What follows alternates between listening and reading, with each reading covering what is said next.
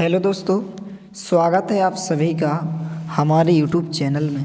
दोस्तों, आज के इस वीडियो में हम अभ्यास प्रश्न पत्र कक्षा 9वीं विषय सामाजिक विज्ञान का सेट ए का कंप्लीट सॉल्यूशन देखने वाले हैं। प्रश्न क्रमांक 1 से लेकर 23 तक आपको सभी प्रश्नों के बिल्कुल एकदम परफेक्ट सही आंसर आपको बताए जाएंगे।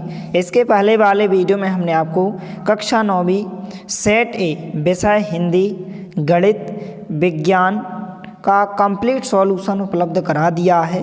यदि आपने इसके पहले वाले वीडियो का सॉल्यूशन नहीं देखा है तो आप हमारे चैनल की प्लेलिस्ट पर जाकर देख सकते हैं, और चैनल पर नए हैं तो प्लीज़ चैनल को सब्सक्राइब कीजिए, क्योंकि आपके जो वार्षिक पेपर में भी इस चैनल से हेल्प करवाई जाएगी।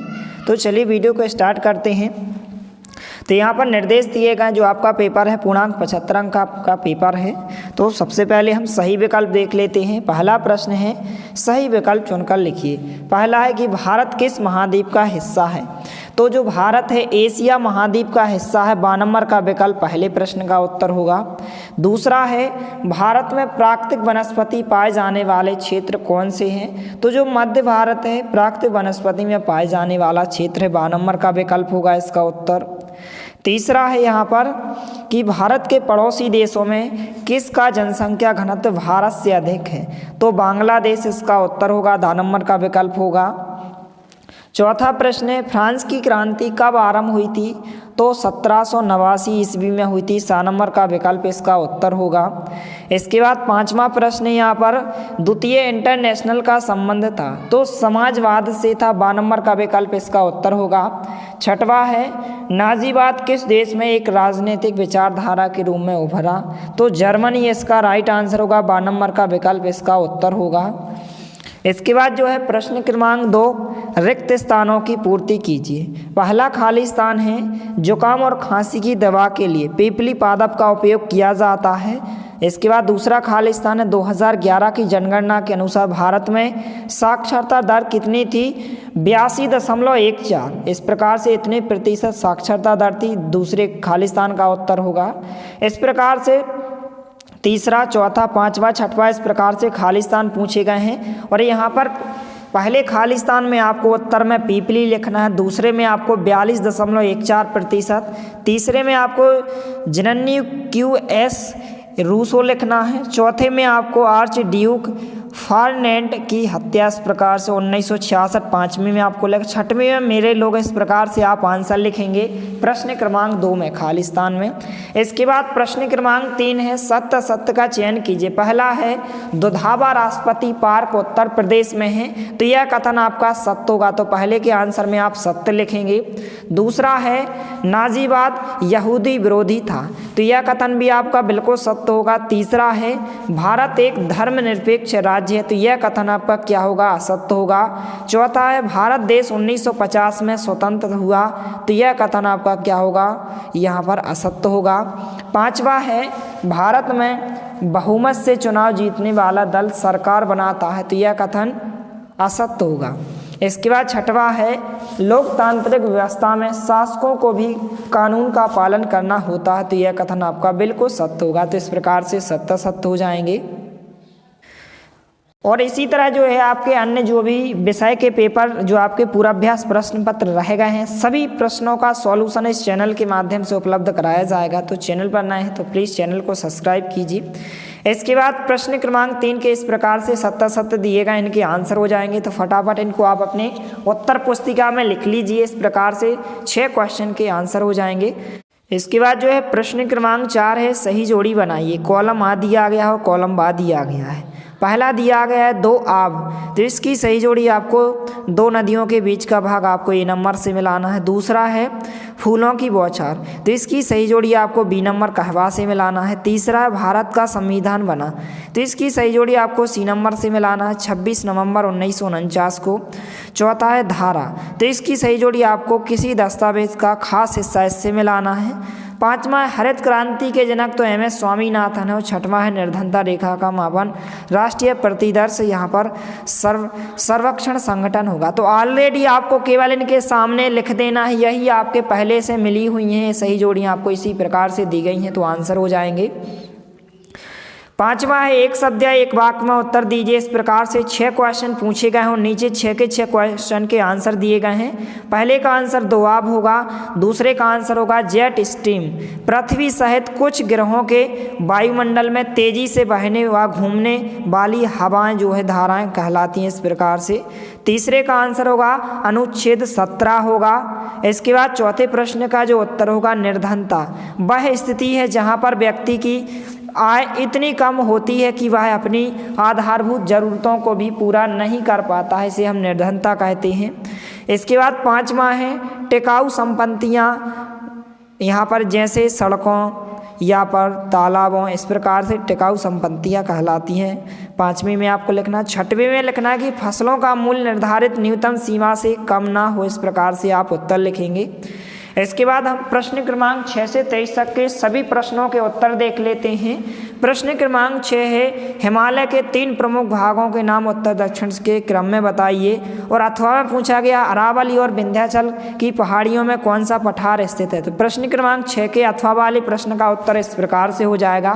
फटाफट आप इसको लिख लीजिए या फिर आप इसका स्क्रीनशॉट लेकर अच्छे से अपनी कॉपी में लिख सकते हैं और आपको अच्छे से अच्छी राइटिंग में लिखना है ताकि आपको फुल मार्क्स मिले। इसके बाद 7वां प्रश्न है नमामि गंगे परियोजना क्या है। अथवा में पूछा गया नमामि देवी नर्मदे क्या है।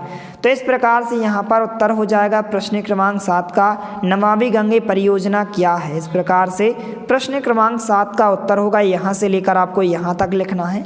तो फटाफट आप इसका स्क्रीनशॉट ले लीजिए। इसके बाद प्रश्न क्रमांक 8 है चक्रवात प्रभावित राज्यों के नाम लिखिए। कोई 2 राज्यों के नाम लिखना। तो उत्तर हो जाएगा कि 4 राज्य, आप कोई भी 2 राज्य लिख सकते हैं जैसे आंध्र प्रदेश, ओडिशा, तमिलनाडु और पश्चिम बंगाल। इस प्रकार से प्रश्न क्रमांक 8 का उत्तर होगा। इसके बाद नेक्स्ट क्वेश्चन है प्रश्न क्रमांक 9 मृत्यु दर किसे कहते हैं। अथवा का प्रश्न है प्रवास जनसंख्या को किस प्रकार प्रभावित करता है। तो यहाँ पर इसके बाद 10वां क्वेश्चन है वन विनाश किसे कहते हैं। अथवा स्लीपर से क्या आशा है। तो प्रश्न क्रमांक 9 और 10 का उत्तर एक साथ देख लेते हैं। मृत्यु दर की परिभाषा इस प्रकार से हो जाएगी, यहाँ पर आप देख सकते हैं कुछ इस प्रकार से आंसर होगा कि मृत्यु दर यहाँ से यहाँ तक एक लाइन में उत्तर दिया गया है। 10वें प्रश्न का उत्तर होगा वन विनाश किसे कहते हैं। तो आपको यहाँ तक इसका उत्तर लिखना है। इसके बाद प्रश्न क्रमांक 11 और 12। प्रश्न क्रमांक 11 कुछ इस प्रकार से बंजारा समुदाय कहाँ रहते हैं। अथवा में है प्रतिभूमि नियमावली की महत्वपूर्ण बातें बताइए। इसके बाद प्रश्न क्रमांक 12 संविधान सभा क्या है लिखिए।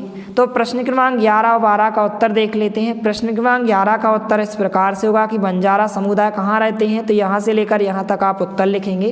तो फटाफट आप इसका स्क्रीनशॉट ले लीजिए या फिर आप वीडियो को रोककर अच्छे से लिख सकते हैं।